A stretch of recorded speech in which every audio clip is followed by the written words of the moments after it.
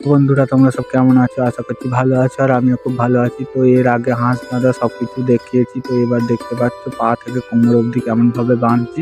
এটা দেখো, তো কোমর থেকে তারপরে হাত অবধি কেমন ভাবে বাঁধছি এর পরের ভিডিওতে অবশ্যই দেবো, কারণ ভিডিওটা না হলে অনেক বড় হয়ে যাবে, লং হয়ে যাবে। তো চাইলে এইভাবে বাঁধতে পারো, খুব সহজ পদ্ধতি। তো অনেক ধরনের ভাবেই বাঁধা যায়, তো এটা সব থেকে সহজ পদ্ধতি। যে যেমন পারে সে তেমন ভাবে প্রসেসে বাঁধে, অনেক রকম ভাবেই বাঁধা যায়। তো এইটা দেখে তোমরা অবশ্যই কিছু শিখতে পারবে। তো দেখো, আমি সহজ পদ্ধতিতে তোমাদের ঘরে দেখিয়েছি। কি বলেছি, যেহেতু এটা কিউট সরস্বতী, তো পা গুলো এরম ভাবেই থাকবে, তো তার জন্য পা গুলো আমি এইভাবেই বেঁধে নিয়েছি। তো যখন সেট করবো তারপরে পা গুলো আর কি অন্যভাবে একটু ভাঁজ করে নেবো, তো এইভাবেই আমি বেঁধেছি।